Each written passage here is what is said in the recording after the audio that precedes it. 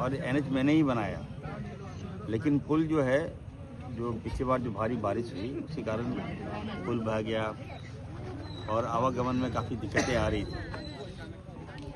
लोग काफ़ी परेशान थे और आपने देखा तरह तरह का वीडियो भी लोगों ने जारी कर दिया था मेरे खिलाफ में कि मंत्री जी अभी तक पुल नहीं बना पा रहे हैं। तो लोगों को तो नहीं मालूम, लोगों को लगता है कि पुल बह गया दूसरे दिन काम चालू हो जाएगा। इसका अपना प्रोसेस होता है, पथ निर्माण का विभाग का है। अब मैं हमारे पास संज्ञान में आया, लोग आए, सर्वे किए, उसके बाद तत्काल अभी हमने एक मोक्टेबल पुल कही है उसको, उसकी राशि हम लड़ के लेके आए ताकि आप बताइए हमारे बच्चे स्कूल नहीं जा पा रहे थे, अब किसान लोग उस पार नहीं जा पा रहे हैं, हमारे बाल बच्चे, हमारे सबसे महत्वपूर्ण हमारे पेशेंट जो है उनको दिक्कत हो रहा था, मतलब 18 किलोमीटर घूम के जाना पड़ रहा था। तो उसको देखते हुए हमने लोगों को सौगात के रूप में ये पुल दिया है।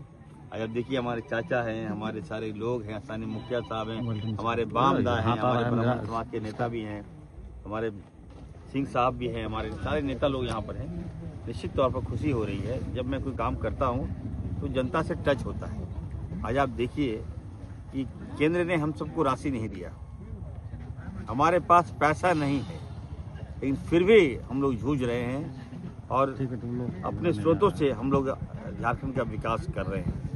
तो मैं तो ये कहूँगा केंद्र सरकार को कि जब आप गार्जियन होते हैं तो गार्जियन का फर्ज होता है कि अपने भाइयों पर भी ध्यान दें। झारखंड से ही आपका देश चल रहा है, हिंदुस्तान चल रहा है, और झारखंड को आप लोगों ने बाईपास इसलिए कर दिया क्योंकि यहाँ पर भाजपा शासित राज्य नहीं है। तो निश्चित तौर पर हम लोग तो अभी हम लोग प्यार से मांग रहे हैं पैसा, अगर आप नहीं देंगे तो हम लोग अपना स्रोत को बंद कर देंगे। जल हमारा जो मेन कोयला है, लोहा है, पानी, सारा कुछ हम लोग बंद कर देंगे। हम लोग अपने स्रोत को हम लोग बेचेंगे, हम लोग कमाएंगे, फिर हम लोग किसी कानून को नहीं मानेंगे। फिर क्या करेंगे जब हम लोग, हमारे पास सब कुछ है, उसके बाद भी हमको पैसा नहीं मिलेगा, हमारा टैक्स नहीं मिलेगा, हमारा GST का पैसा नहीं मिलेगा, हम लोग डेवलपमेंट कैसे करेंगे?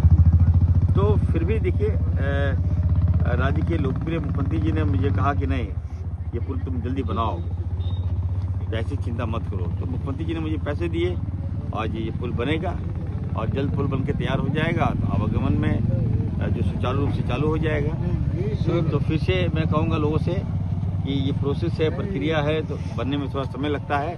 आज सौगात के रूप में मैं दिया, क्योंकि यहाँ के जो विधायक है, यहाँ का जो आपका विधायक है, वो आप जानते हैं पब्लिक के साथ कनेक्ट, विकास के साथ कनेक्ट, हेल्थ के साथ कनेक्ट, स्वास्थ्य के साथ कनेक्ट, मीडिया के साथ कनेक्ट। तो ऐसा आपका विधायक आपको नहीं मिलेगा, ऐसा मंत्री नहीं मिलेगा जो काम भी करता है, आपको स्वस्थ भी रखता है। सर, कुछ अटकलें लगाई जा रही है कि सरकार में परिवर्तन होना है, भाजपा और JMM सरकार की बातें आ रही है, आप सरकार के नहीं, देखिए ये भाजपा की चाल है। और आज JP नड्डा साहब आए, मैं उनके भाषण को सुन रहा था, वो हमारे हेमंत सोरेन जी को अपमानित करके जा रहे हैं। तो ये ठीक बात नहीं है। हमारे हेमंत सोरेन जी न केवल झारखंड के बल्कि वर्ल्ड के सबसे बड़े आदिवासियों के चेहरा है, नेता है हमारे। उसको अगर नड्डा साहब जो है भाजपा के राष्ट्रीय अध्यक्ष अगर कोई बात कह के जा रहे तो वो ठीक नहीं है। अब 2 धाराएं हैं, मेल कैसे हो सकता है? ये भाजपा का चाल है, विकास को बाधित करना, गुमराह करना। और झारखंड मुक्ति मोर्चा, हम लोग कांग्रेस कैसे सोच सकते हैं? हमारी विचारधारा अलग है, उसकी विचारधारा अलग है। वो भाजपा लोगों को लड़ाने का काम करती है, राजनीति करती है। हम लोग लोगों को जोड़ने का काम करते हैं। वो धर्म के नाम पर नफरत फैलाने की राजनीति करती है। हम लोग सभी धर्म को मिलाकर हम लोग धर्म को मजबूत करने का काम करते हैं। तो काफ़ी दूरियां हैं, ये कभी नहीं हो सकता। केवल और केवल हमें लगता है कि संयंत्र था, एक साजिश थी।